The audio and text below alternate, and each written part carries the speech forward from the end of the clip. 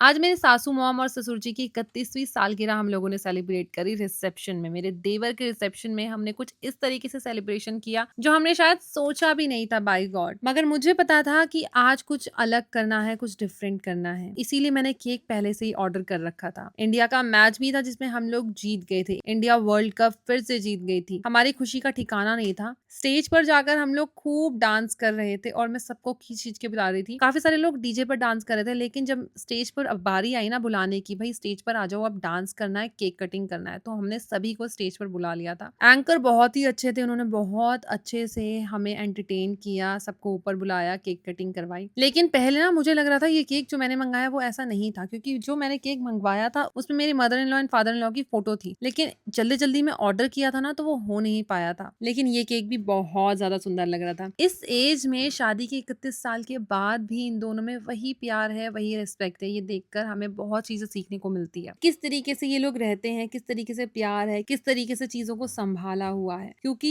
1-2 साल जब शादी को हो जाते हैं ना, तभी हमें ऐसा लगता है कि पता नहीं कितना समय हो गया है, लेकिन जब 30-31 साल होते हैं तब असली समय पता चलता है। तो मैं वही आज मॉम से पूछ रही थी, 31 साल हो गए, आपको कैसा लग रहा है? तो वो बस हंसे जा रही थी, हंसे जा रही थी, बोला बहुत अच्छा लग रहा है, ये जर्नी बहुत अच्छी थी, बहुत मजा आया इस जर्नी में। तो हम लोग तो मजे कर ही रहे थे, केक कटिंग कर रहे थे, लेकिन उसी बीच फिर एंकर ने बोला इन दोनों को एक दूसरे के लिए गाना गाना है सबके सामने। वैसे तो लोग काफी कम बचे हुए थे, काफी लोग ने बाय बाय पहले कर दिया था, क्योंकि एनिवर्सरी हम लोग 12 साढ़े 12 बजे सेलिब्रेट कर रहे थे। एनिवर्सरी किसी और डेट में थी और हम सेलिब्रेट किसी और डेट में कर रहे थे, क्योंकि शादी का घर था, कुछ समझ नहीं आ रहा था कहाँ पर क्या हो रहा है। लेकिन इनकी ये दोनों लाइन सुन के ना मेरा दिल बहुत खुश हो गया। जब पापा जी ने ये बात बोली,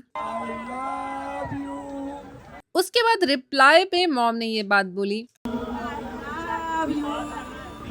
इन दोनों की आवाज इतनी मधुर थी कि मैं बता नहीं सकती हूँ। वैसे तो इन दोनों का ही गला बहुत ज्यादा बैठा हुआ था। शादी में ना ये सब चीजें हो ही जाती हैं, गला बैठना, तबीयत खराब, बुखार आना, सर दर्द होना, शरीर दर्द होना, ये सब चीजें होती हैं। लेकिन आज ब्राइड ग्रूम को क्या, हम सभी को फेल करते हुए मॉम और पाइप बहुत ज्यादा क्यूट लग रहे थे, बहुत ज्यादा परफेक्ट कपल वाली वाइब दे रहे थे। स्टेज पर खूब सारा धमाल मचाने के बाद बारी आई थी कुछ खाने पीने की। मैंने खा पी पहले ही लिया था, तो मैं यहाँ पर सिर्फ और सिर्फ देखने गई थी कि सब अच्छे से खा रहे हैं या नहीं खा रहे हैं। बहू का फर्ज निभाने के लिए मैं वहां पर थोड़ी देर के लिए चली गई थी, और उसके बाद मेरी पिक्चर्स होनी थी। मेरा पूरा गजरा खराब हो गया था। मुझे समझ नहीं आ रहा था यार, गजरा एकदम से सूख कैसे जाता है। मैं जब दूसरों के गजरे देखती हूँ ना, एकदम फ्रेश एंड क्लीन होते हैं, और मेरा गजरा हमेशा सूख जाता है जब भी मैं लगाती हूँ। तो यहाँ पर मैंने पिक्चर्स ली अपनी अकेले की, अपने हस्बैंड के साथ और अपनी बेस्ट फ्रेंड दीक्षा के साथ। खूब सारी पिक्चर लेने के बाद अब बारी थी बाय बाय कहने की। 1 बज गया था, अब हम सब जा रहे थे रिसेप्शन से घर पर वापस। अगर आपको ये वीडियो अच्छी लगी हो तो लाइक शेयर कमेंट्स। मिलते हैं दूसरी वीडियो में बहुत जल्द। Bye guys, love you all.